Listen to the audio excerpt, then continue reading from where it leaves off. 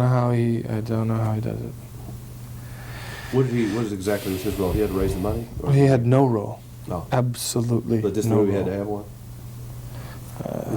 Long story, man. I don't know how he even got his name in there personally. But. Okay, excuse me. Mr. Carter, I'm tight on you right now. All right, I'm just going to nod, Steven, and look stupid here. So, you know, and it was one of those. What was your name again? Colette. Colette or Colette or Colette?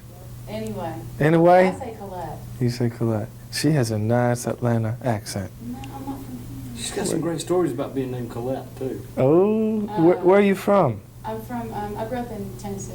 Uh-huh. Mm. Now, she's from Tennessee, you know what that means? means? Hey, how close do you need to work this microphone here? About right here? That'll be fine Okay. right there. And Now, move this. Is it still all right? Yeah, you sound fine. It's Okay. actually pointing towards your mouth a little more than it was All before, right, so great. it's fine. Okay. How do I need to sit here? You doing this kind of Over What the I'm doing shoulder. right here is a Much tight head shot on? of him. pretty much head on? Yeah. Okay, good. I'm tight on him. Later on, I'll come back. I'll do a wide shot of him. All right, good. Let me know. You're doing it. All right. Well, Steven, congratulations, first of all. You look like a real natural in the movies. Was that natural for you to be an actor? Well, I think if it looked natural to you, you know, I mean, that's probably the answer, yeah. I try not to act, you know. I think the most important thing in acting is to not act, you know. When you got out there the first day, I mean, was it the same performance you gave, 30 days later? Did you get into the groove a little bit? Well, I think, you know, I looked at every foot and every inch of the dailies and tried to study my performance every day. So I hope that, you know, as in any craft, I hope that I got a little bit better as we went along, as I think, you know, anybody who really works hard to perfect their craft does, you know. But you picked up the self-confidence a little bit more probably as it went on? Or not I really? don't think so. I think, you know, I went in there with the same attitude that I finished with, you know. Your background is anything but a struggling actor. It's true. You know, people try their whole life to get a gig in Hollywood that have started out in theater and worked their way up, and then did Hollywood find you, or did you find Hollywood? Well, I think Hollywood found me, and I mean, I don't want to give anybody the impression that I didn't work hard to come into this situation, but at the same time, I mean, this is the most difficult thing for me to talk about because I could make something up that would sound better. The truth is just too hard to believe for everybody. But I guess the truth of the matter is that the president of Warner Brothers was a friend of mine, and he had been very interested in me as an actor for a long time. He felt that I was very charismatic and that I had a look. And I was interested in writing, but, you know, I hadn't really considered, you know, acting as, you know, something that I could really do the starring thing. I just, you know, it never occurred to me that I could pull this off. And but the reason that I decided to do it, I mean, there were several, but one of the ones was that a few of my closest friends, you know, that are pretty much high up in Hollywood had been saying, you know, you've really got the look, and you got the charisma, and you got this, and you got that. And for years, I'd be walking into a restaurant or somewhere, and people come up to me and say, what have I seen you in? Or, I enjoy your work, you know, or you were great in this, you know. And I could never understand why, and I started to try to put the pieces together, and I thought, well, let's give it a try, you know. I guess you kind of have to. If you're living out there and people are trying to get you in, you got to do it. Was it easy writing for you? You knew the story up in your head, but putting the words down? Yeah, I think writing, you know, I mean, I was really lucky in the sense that Terry said, okay, we're going to let you put this together the way you want. I picked the director I wanted, picked the writers I wanted, and, you know, we sat down and we did it. Like I said, if this film turns out bad, it's all my fault, you know. And if it turns out good, it's all your fault. You have a definite opinion about violence in films. Now, there is violence in this movie because it's a police story and it's a violent story. But you have a thing about gratuitous violence. You think violence really has to fit, right? Well, I think, you know, more than that, story has to exist. And I think in a lot of the action films, there's just no story. You know, just no story.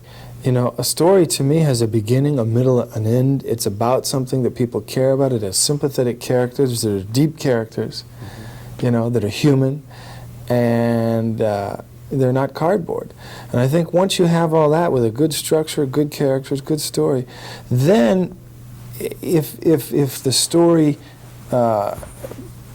pertains to any kind of emotion at all that would relate to action and violence, it'll organically grow up from it.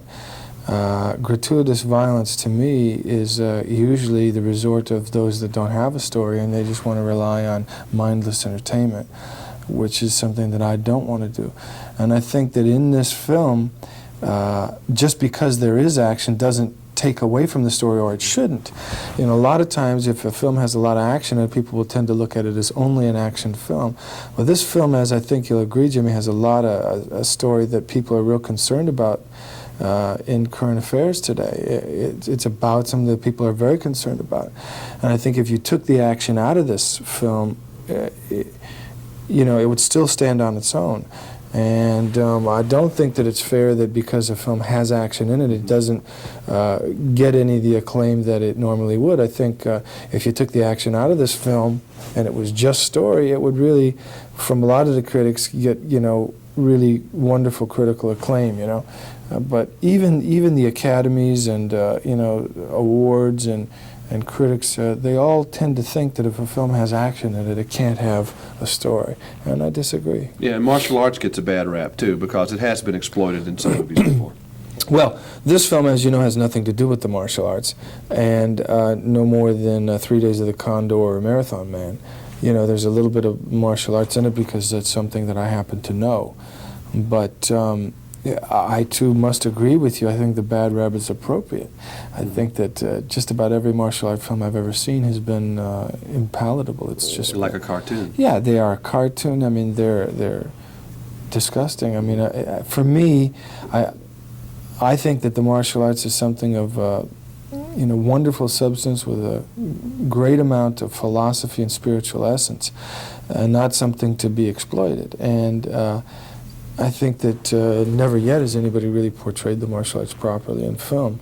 You know, Kurosawa has with Redbeard, Seventh Samurai, Yojimbo. Those are all great martial arts films, but they're people stories. They're stories about people and the human dilemma, you know? Well, give me the Cliff Notes version or the short version of this, what Above the Law is about here. Give me the plot line. Well, you know what it's about. It's about the CIA's involvement with narcotics trafficking for the purpose of funding covert operations.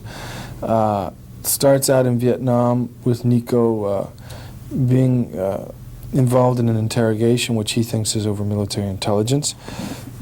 He's surprised to find out that this is really over the location of large quantities of missing opium. And he then starts to discover that there's a major narcotics network over there that's funding all of the covert operations. He becomes disillusioned and he quits. Comes back to the United States, to his own hometown, and just decides to become a cop.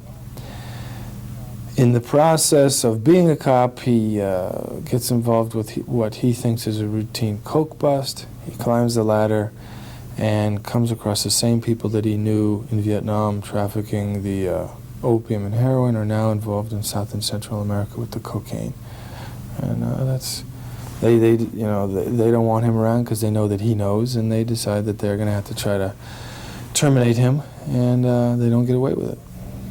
Now, the controversial, the frightening part of this movie is that it could very well have some truth involved. With the CIA supposedly has used covert operations to with drugs to raise money for their operations. That's true?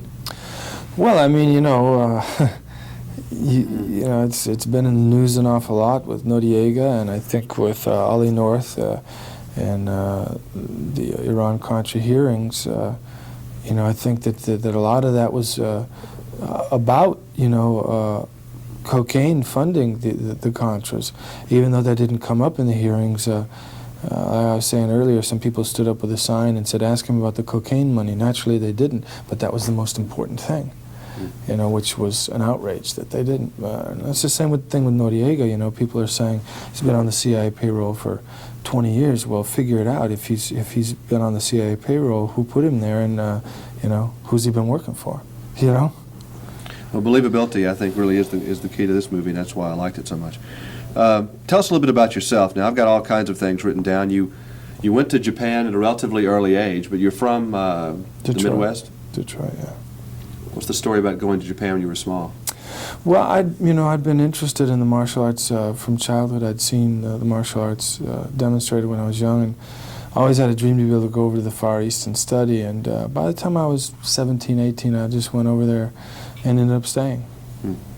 And you became really involved with martial arts more than just a passing interest? Oh yeah, I became the first non-Oriental to teach over there in the history of Japan, and I taught over there for a long time. How did that happen, though? I would think the culture would be so against an outsider doing that, unless they just really respected you, which I guess they did. Well, I used to use the term white boy, which is, not a very good term. I mean, for a non-Oriental to teach them their arts, sure. I mean, that was an outrage to them, and they can be very xenophobic and ethnocentric people. But at the same time, the nice thing about it was that after a couple of years of them trying to, or some of them trying to disgrace me or discredit me or beat me in one way or another, by the time I had, withstood all that, they came around to respect me a great deal, I think, most of them anyway. Do you still almost daily practice your craft? Yeah, I mean, on this tour I haven't had time to do anything, but yeah. Is it something you have to keep up, like anything Absolutely, absolutely. else? The mental part as well as the physical part? Absolutely. You were a bodyguard, a security specialist a little bit. Give me what exactly would you describe a security specialist as being for someone? I think it could be many, many things, from planning field operations to somebody who goes out into the field, carries a gun, and stands in front of people. But for me, the more interesting part was to get together with my team and do the planning of the operations, and all of the different procedures involved in creating a safe entrance and exit of a principal or whatever, Did you get involved with that while you were in Japan? Absolutely. Were you drafted by an agency or someone that wanted to take advantage of your fact that you were an American and a martial artist and someone who may have known the country? Something like that, Something yeah. like that? So that makes, again, this movie is all the more reason to say it's believable. Absolutely. You have a lot of facts in here. I'd say it's a very believable film. What would people at, say, the agency, if they saw this film, what would they think about it? You're talking about the CIA? Or any of the security agencies right now? Would they look at it and say, well, that's pretty good? Or would they be mad? Boy, that's a good question. I think some people are going to be very mad, and some of the agents are going to say, hey, right on, good job. Is that mainly because of the speech about above the law? No, I don't think so. I think that there are some speeches in this film that say things that I've never seen said in film that I think will piss the people off that are very, very high up. But I think your average field agents and case people are going to, most of those guys are going to be entertained by it and think it was fun to watch. People in this country, we have a Central Intelligence Agency, and I think we all have an idea what the FBI guys are like, and even Secret Service people, and some of the Treasury folks, and that kind of thing. But the CIA still is a very unknown, kind of a dark agency, to say the least. In your experience, if you're assuming that you have met a lot of these people overseas, are they like regular guys, like anybody else, or are they just someone who is? Are they patriots? Well, it used to be, when I was first in Japan, most of the guys that I knew in the CIA were all World War II veterans, and they were all officers. And officers, for me, were sort of men of a different cloth. A good officer was really, somebody who was well-trained, well-disciplined, and knew how to carry himself in the field. And the guys that I knew were very intelligent, very patriotic, hardworking, articulate, talented people that could get out in the field. Nobody would know who they were, and they could do their job. And they were ethical people, good people, most of the guys that I knew then.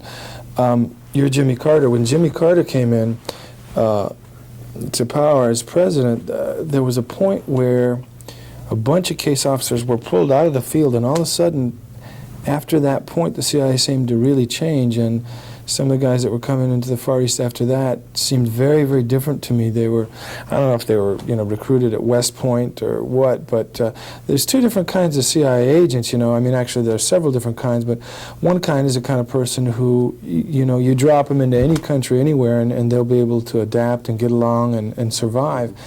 And there's another kind, who might be a West Point graduate and might be brilliant at certain things, but you can drop him into Paris and he couldn't buy a banana. You know what I mean? So I kind of felt that after Jimmy Carter, the kind of CIA agents that I started to come to know were real different, not... and this is just my personal observation. I seem to miss the ethics, I mean, when I say patriotic, we all, not all of us, but most of us love our country, and that's why we're doing what we think we can to make the country a better place. Some of the old guys, they did become disillusioned, and in fact, most of the guys I know did, but even so, they didn't try to do anything to hurt anybody, and they were very ethical, is what I'm really trying to say. And a lot of the younger guys that I noticed coming in, they didn't seem to really have the same kind of ethics anymore. They were sort of a different breed, young, brash, no talent. A lot of them just, really awkward in their, the way they were moving around, a little bit like a bull in a china shop sometimes. That was just my limited experience with a few of the guys I know. Let's assume, and I really feel confident this is going to be a very successful movie. What do you see as a second story? You're going to write it and go through the whole routine again, or? I wrote something I've been working on for a couple of years now that I'd like to do next that we didn't quite finish writing, and there's now a writer's strike. As soon as that's over, we'll just polish it off and turn it in. It's something that I'm real excited about that I'll probably do with Warner's next. I have a deal with Warner's on it, and it's a real exciting story. And some people have said that, Warner Brothers likes you because they want you to be the next, because Charles Bronson and Clint Eastwood are getting a little old, and they want you to be the next Charles Bronson and Clint Eastwood. That's not a bad group of guys to follow, is it? Well, I've been a Clint Eastwood fan because I think that he's kind of got this, wonderful way of, acting without acting. I'm a little bit, it puts me in a bad spot to be compared to Clint because, he's a legend in his own time, and I'm sort of a, pissant, trying to come up the ladder here. But I really, at this point in time, am hoping that I can go beyond being compared to people like that, and that people will say Steven Seagal, he's, he has his own, way of talking and looking, and that I'm going to get my own niche in there and be, unique. Well, you certainly are. I wasn't implying that you weren't. I'm just saying that there are some shoes to be filled out there, and I hope you're one of the guys that does it. Well, that's very nice of you to All right, well, say. thank you a lot. Really enjoyed your movie. Thank you, Jim. Thank you. All right. Timing is impeccable. Why don't y'all continue to talk just for a second? All right, you give me a little watch. Over the shoulder lunch out here. Because we're down to about. Hey, 2 Colette, minutes on the do you know any dirty jokes? Because I wondered if you could say something to, make us laugh over. All I know is Jimmy Swaggart material, and that's all. Ooh, coming I'd out. love to hear some Jimmy Swagger material. We've been on the road since that happened, so we haven't heard Well, let's anything. see. He's got a movie coming out. Let's see, was it Children of a Looser God? And he's doing all his publicity for Repent House magazine. Repent House? Repent House. Oh, these are great. I was trying to remember all of them. There's just so many. He and Jim Becker wrote a book. What was the name of it? Yeah, Preachers Do More Than Lay People. That was the name of Oh, it. my God. And we know what he was doing in the room with this woman. He was asking her for money. That's what the thing was. There's so many of these Jimmy Swaggart things. Yeah. I was thinking, Saturday Night Live could have a ball with that. Billy Crystal had one of the best lines, I thought, at all in the Grammys. And the Grammys. I thought that was one of the funniest lines that anybody had said. He said that, Jimmy Swaggart would have been here tonight, and really sorry he couldn't come, but he'd rather just stay home and watch. So that was enjoyable. The voyeurism. That's pretty kinky stuff. That's pretty Yeah. kinky. But Jim Baker was pretty kinky. Well, the way I look at it, man, it's kind of like... Now, when we last met 4 years ago in Atlanta, you had a political prognostication for me. You swore me that President Bush, well, he wasn't president at the time, he would be president. You were sure of it, and it came true. All right, this week in David Brinkley, we have Steven Seagal here. Stop it. Who are you going to predict? I mean, what's happening this time? Is he going to win or not? It's close. This is a real tough one. I mean, I back then wasn't really thinking about, or who would be best for president or anything like that, just as much as I felt I had a fairly good idea of the powers that be and how they were going to move around. And in normal circumstances, I think that the same thing would apply at this stage of the game. George Bush will be put in again. But circumstances have become extremely abnormal now, and it's very tricky at the moment. You know, the world's a little different place than it was 4 years ago in many ways, and that really affects Hollywood. It's hard to find bad guys these days, isn't it? Well, I mean, there's certainly a lot of them around, all you but have it's to not do your is common guys. turn on the TV. But when you're in charge, you can't go back to the Russians necessarily anymore, and it's That's a little bit right. harder to find That's right. bad guys. That's right. Didn't have any trouble in this movie, though. Yeah. They're always crazy people. Yeah, you can always think something up. Do you have fun doing this one? Let me tell you where it ranks. I love Above the Law. I think it's a great movie, and I think it stands up today as well as it did then. Thank you. This is my second favorite one behind that of the ones that you've done. Do I you sort feel of- that way? I sort of agree with you. Above the Law would still Because be this my goes favorite. back to having fun again, and it's believable. The production values are great, and I think you ought to be pretty high on this movie. Yeah, I mean, I'm real pleased with this movie. It's a lot of fun, and people, in these troubled times want to just get out there and have some simple fun. And I feel grateful to God that I've been able to, have anything to do with other people's pleasure and, taking their mind off the tough times and giving them a little bit of happiness and all that stuff. But I would have to say I agree with you. I still think Above the Law is my favorite. This is escapist entertainment, and I personally go to these type of films to relax. I mean, it's hard to say that it kind of sounds crazy, actually, but I've always gone to action adventure to relax. Dirty Harry, Above the Law, Live and Die in L.A., those kind of films. Do you go to film at all to relax or to escape? Absolutely. And I love film, so I love to go watch movies. What do you watch with Kelly at home? Can she watch does she like violent films? Yeah, sure. She regardless of what she says, sure, she'll watch anything. And the difference between Kelly and I is I walk out on the bad stuff. She usually stays to the bitter end. Now, I know that you've talked about some, and I understand the pressures of that you want to try to do maybe something else, jump out of the genre a little bit. Eastwood did the same thing. That's right. He got tired of doing little westerns. We don't want you to, as a fan, and you understand that too. Sure. So how do you balance that? Doing what we want you to do and doing what you want you to do? I think it has to be a slow, gradual process where you sort of mix the different milieus. Right now, for example, I'm directing a big mafia epic called A Man of Honor, and I think that's a dramatic piece, but I also think that it'll be interesting enough with enough action that people will watch it, and enjoy it. And this is the same with Under Siege. Under Siege is not, a cop in the street or me in the street. I mean, I'm on one location, and it's out at sea. But at the same time, as different as it is from the other things I've done, I still think it provides a certain kind of entertainment that people are going to enjoy. How's your life changed since 1988 when you were working very hard to get a little motion picture promoted and to be a hit? How have you really changed, and how's your life changed? Well, I don't think I've changed very much. The zeros on the end of my paychecks are different. The zeros on the end of my bills are different. But life is fairly much the same.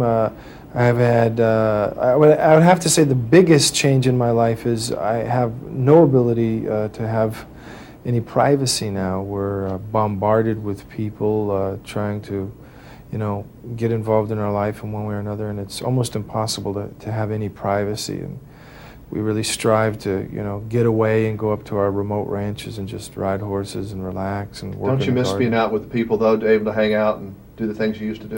Yeah, it's a real shame that you just can't do that anymore. You just can't pick up and go out to dinner. You wear ball caps and let yourself go a little bit and look like not a star when you go out sometimes? Yeah, all Does it the work? time. Well, interestingly enough, you wear hats, you wear glasses, you wear mustache. Somehow they still recognize you. I don't know how. It's a funny thing. Well, I guess nothing to do about that, though. I mean, you know, you wanted it, so you got it. Yeah, I guess you're right. What are you going to be doing 10 years from now? You have any idea what Hollywood's going to do to you, what you're going to do to Hollywood in the next 10 years? Hopefully in 10 years I'll be retired from this aspect of working and maybe just doing some writing and... And why is that? I don't want you to retire. We have damn few heroes up there on the screen, really, anyway. And That's they're nice all of going you to to quit. say. Eastwood wants to retire. You're not old enough to retire. That's You can't nice do of you that. to say. Nice But you don't of think you you to can go out there and do this physical stuff on screen, really, Oh, 10 years sure, from now? Sure I could. I Well, could then do why this not? physical stuff for another Well, then 30 why not? years. Because it's not... I just, wanted to be able to get involved with helping the world, helping the ecology, the ecological state of things, and dedicating my life to helping people a little bit more. And I guess maybe I can do that through film also. Yeah, and you do help. It entertains and it makes us happy, and that's yeah, hard to do sometimes these days. Thank that's certainly something I'll concentrate on also. you. And you do. Okay, thank you very much. I'm glad you listened to me. Thanks. All right. Thanks, Jim.